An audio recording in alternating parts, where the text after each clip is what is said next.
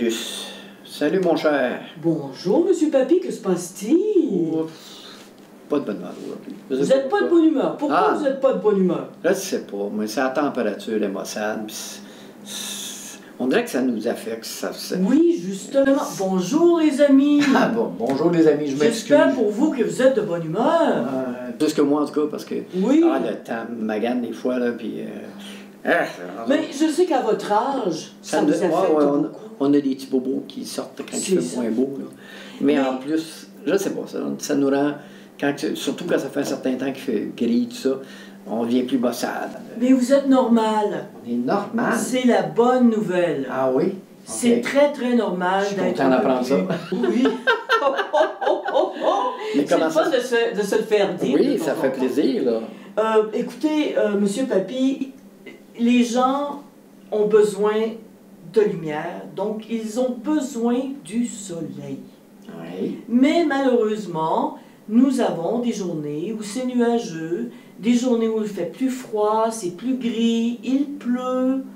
Il y a des gens qui aiment la pluie. Il y a des gens, il ne faut pas se tromper, hein. Il y a des gens qui ont une humeur qui peut faire d'une journée de pluie une belle journée. OK, il y en a que malgré ça... Ils aiment la pluie. Ils aiment la pluie. Oui. Comme il y en a qui aiment l'hiver, la neige. Exactement. Mais c'est aussi normal de se sentir un peu maussade, d'avoir un peu le moral plus bas, d'être moins de bonne humeur quand il fait gris, qu'il fait froid et qu'on aimerait sortir, mais on ne peut pas. Ou ça dérange nos plans, on avait planifié quelque chose. C'est ça. Puis des fois, on ne sait juste pas ce qu'on veut faire. OK. On n'a pas envie de faire rien. Ben, je me souviens quand j'étais jeune, les journées de pluie, où tu sais qu'on ne pouvait pas aller jouer dehors, puis on vient qu'on ne sait plus qu'est-ce qu'on veut faire à la maison, puis il faut dire que dans le temps, il n'y avait pas les émissions de télévision, les jeux vidéo comme on a aujourd'hui. Oui. On trouvait le temps long de les voir. C'est ça. On était comme des âmes emparés. Oui, exactement. Et puis, mais il y a des fois que quand il fait très chaud, ça fait aussi le même effet. On dort moins bien, j'imagine. On dort moins bien, et ça peut donner mal à la tête. Oui. Et on se sent pas bien parce que l'humidité nous pèse. Ça nous rend un peu maussade aussi parce qu'on a de la misère un peu à respirer parce que c'est trop chaud. Et donc la chaleur peut aussi faire ça à certaines personnes. Mais quand on voit le soleil et que il fait beau à l'extérieur, même en hiver, ça donne un boost d'énergie et on se sent beaucoup mieux. On est plus heureux. Oui. Ça nous prend du soleil.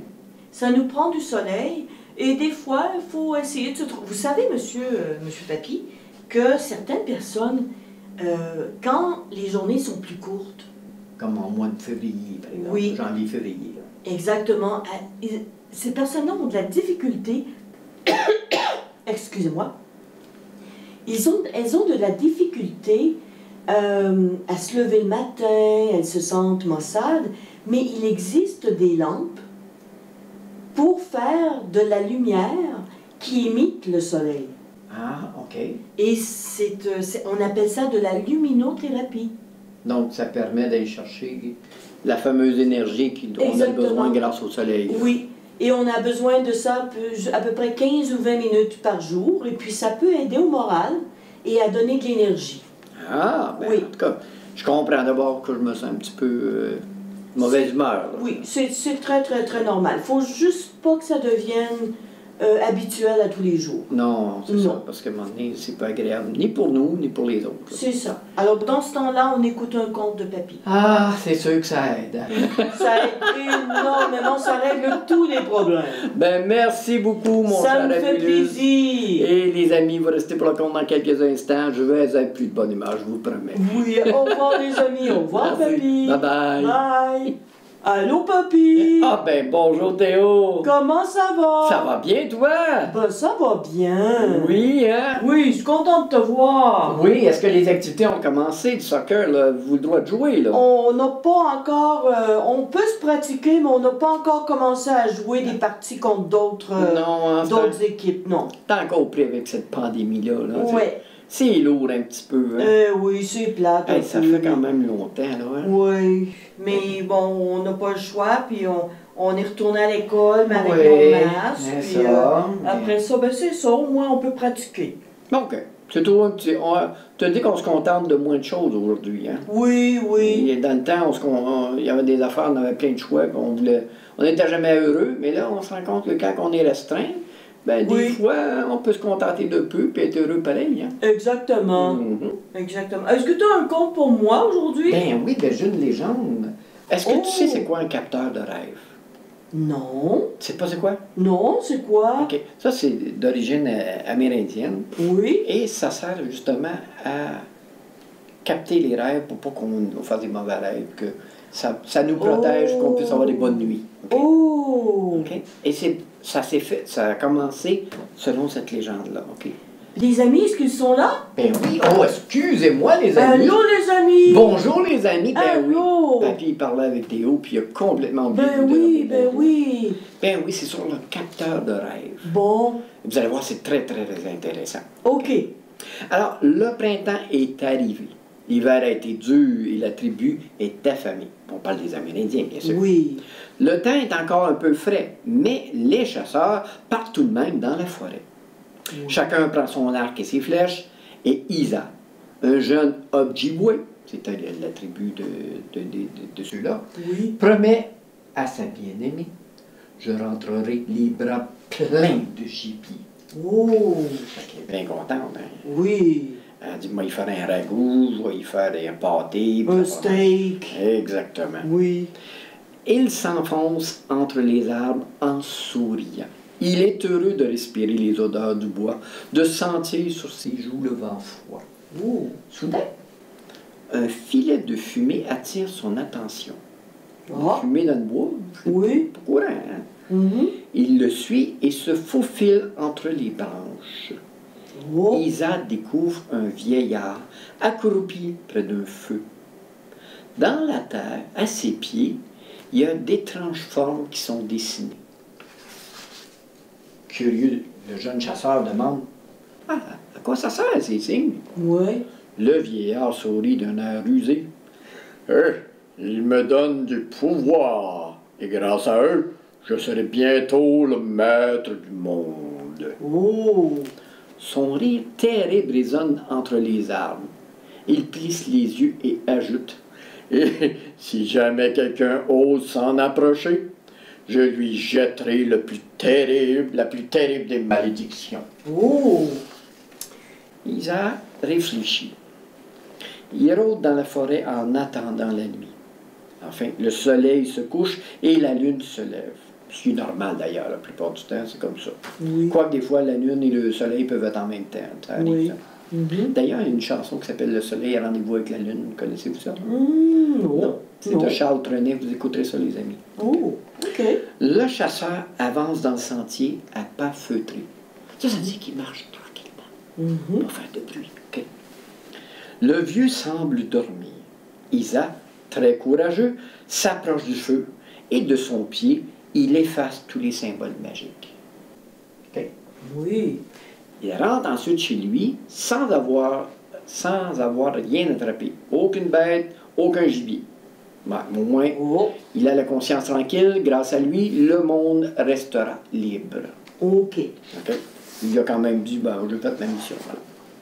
Mais cette nuit-là, couché dans son lit, sous une peau d'ours, Isa fait des cauchemars. Mais des cauchemars effrayants. Il rêve qu'une horrible bête aux yeux rouges et aux dents pointues entre dans son wigwam. C'est quoi un wigwam? C'est une tente, comme une tente? C'est leur maison, c'est ça. Ah, OK. C'est ça, c'est leur maison en tant que tel. C'est ça. Et s'attaque à sa bien-aimée. Oh! Oh là là! Le ventre vide, l'esprit agité, le jeune Ojibwe attend que le jour se lève. Il n'arrive plus à trouver le sommeil. Mais non, là, je comprends qu'avec des rêves de même, ça aide pas. Hein? Oui. Pendant des jours, et des jours, et des jours, ça fait longtemps. Hein? Oui, oui. La tribu continue de chasser, mais sans jamais rien attraper. Oh! Et tout le monde est affamé. Hein? Oui. Et Isa ne dort plus. Lui, à chaque fois qu'il s'endort, il fait des cauchemars pas possibles. les paroles du vieillard tournent dans son esprit. Il avait dit qu'il était pour avoir une malédiction si quelqu'un fait ça. Hein? Oui.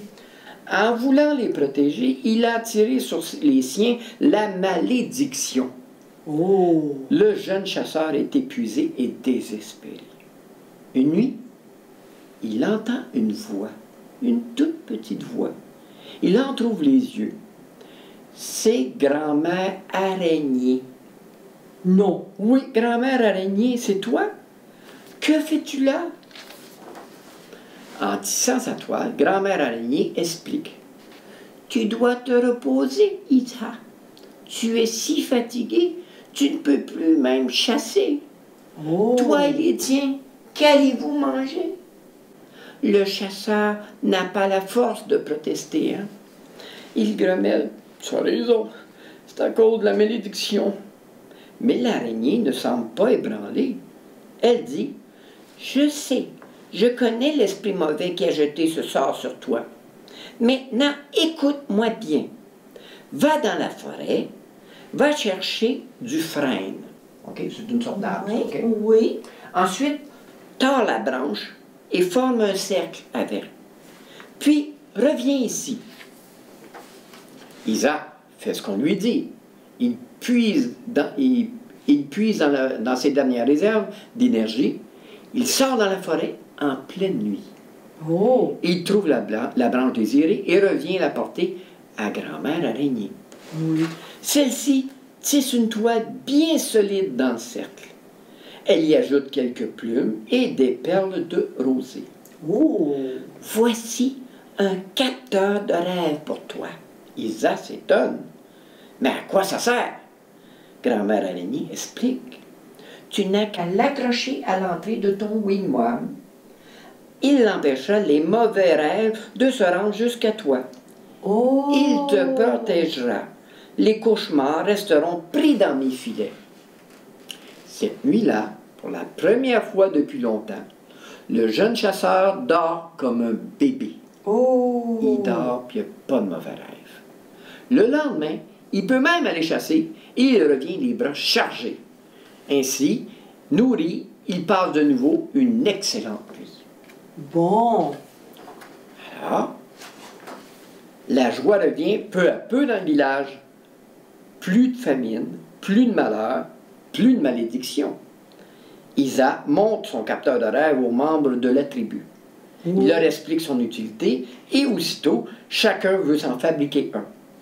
La routine reprend son cours, mais il y a maintenant dans les ouvertures de chaque wigwam des cercles tissés de toiles fines ornées de perles et de plumes. Oh. Plus aucun monstre ne fit irruption chez Isa, il peut toujours dormir tranquille. Oh. Ah, c'est comme ça que ça a commencé, les capteurs de rêve. Oui. Je sais pas si vous m'avez déjà vu, les amis, là. C'est vraiment rond, avec un filet dans le milieu, là, des plumes, des petites perles, ça.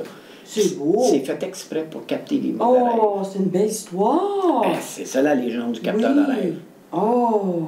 Hein? J'espère que vous avez aimé ça, les amis. Ben, j'espère aussi. Oui. Puis que vous serez présents pour un prochain conte la semaine prochaine.